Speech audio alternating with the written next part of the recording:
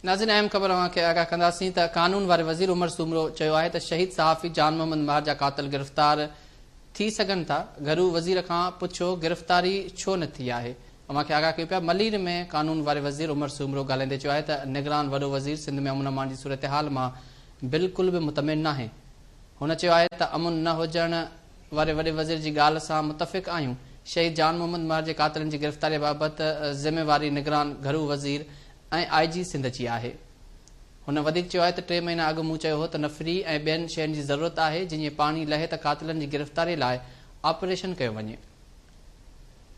अव्हांखे आगाह कयूं पिया। कानून वारे निगरान वज़ीर उमर सूमरो मलीर में ॻाल्हाईंदे चयो आहे त शहीद सहाफ़ी जान मोहम्मद महर जा क़ातिल गिरफ़्तार थी सघनि था। घरू वज़ीर खां पुछो गिरफ़्तारी छो न थी आहे। हुन चयो आहे त निगरान वॾो वज़ीर सिंध में अमन अमान जी सूरत हाल मां बिल्कुल बि मुतमिन नाहे। हुन चयो आहे त अमुन न हुजण वारे वॾे वज़ीर जी ॻाल्हि सां मुतफ़िक़ आहियूं।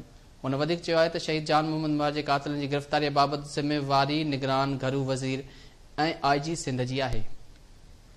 उमर सूमरो वधीक चयो आहे त 3 महीना अॻु मूं चयो हो त नफ़री ऐं ॿियनि शयुनि जी ज़रूरत आहे जीअं पाणी लहे त क़ातिलनि जी गिरफ़्तारी लाइ ऑपरेशन कयो वञे।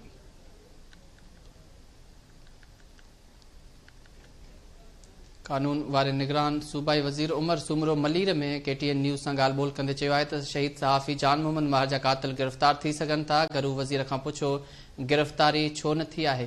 हिन जा वधीक तफ़सील मालूम कंदासीं। वहीद मुराद सियाल असां सां गॾु टेलीफोन लाइन ते मौजूदु आहे। वहीद, छा तफ़सील आहिनि?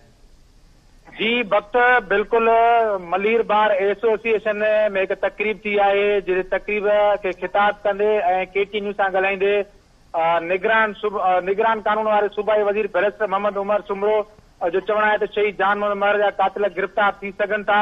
घरू वज़ीर खां पुछो गिरफ़्तारी छो न थी आहे।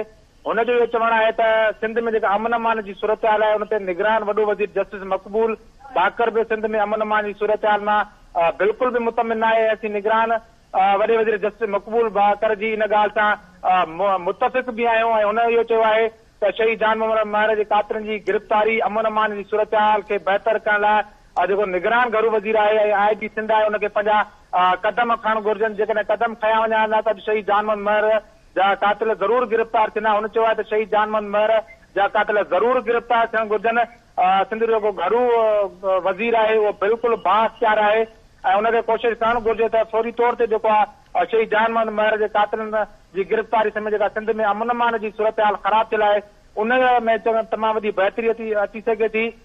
बैरिस्टर मोहम्मद उमर सूमरो वधीक इहो चवणु आहे त असां 3 महीना अॻु ई चयो हो त जेका नफ़री आहे जेके ॿियूं ज़रूरतूं जेके आहिनि जेकॾहिं पूरियूं कयूं त कचे में तमामु हिकिड़ो वॾो ऑपरेशन करे जेको ही धाड़ेल जेके धाड़ेल आहिनि जेका रज़नी आहे जेका बदमनी आहे जेका अॻुवा जूं वारदातूं आहिनि उनखे बंजो ॾेई सघिजे पियो। मूं अॻु में ई ख़दशा ज़ाहिर कया त फौरी तौर ते नफ़रीअ जो पूराओ कयो वञे। ॿियूं जेके ज़रूरतूं आहिनि ऑपरेशन जूं उहे पूरियूं कयूं वञनि पर अञा ताईं जेको आहे हिन वक़्तु न थी सघियूं न। हिन जो इहो चवणु आहे त सिंध जे माण्हुनि खे जेको आहे इंश्योरेंस करण लाइ हिकिड़ी पॉलिसी ठाहे रहिया आहियूं। 8 फरवरी खां अॻे जेका सिंध जी निगरान हुकूमत आहे तमामु सुठा बहितर फ़ैसिला कंदी। वकीलनि जी इंश्योरेंस समेत सिंध जे हर शहरीअ खे इंश्योरेंस करे रहिया। हुनजो चवणु आहे त निगरान जेका हुकूमत आहे हुन तालीम सिहत समेत जेके ॿियूं जेके सिंध जे वारा सुठा कम कया आहिनि ऐं ईंदड़ वक़्त में जेको आहे जेका चूंड जी हुकूमत ईंदी उहा बि कोशिशि कंदी त सुठा ऐं बहितर कम थियनि। हुन मलीर बार एसोसिएशन खे जेको 75 लख रुपया ग्रांट पिणु ॾिनी आहे। हुनजो इहो चवणु हो त जस्टिस मक़बूल बाकर जेको वॾो वज़ीर आहे उनजे पारां ऐं सिंध जे हुकूमत पारां ही ग्रांट आहे। सॼी सिंध में जेके 29,000 खां वधीक जेके वकील आहिनि उन्हनि जो जेको आहे वॾी महिरबानी वहीद मुराद सियाल तफ़सील ॾियण जे लाइ।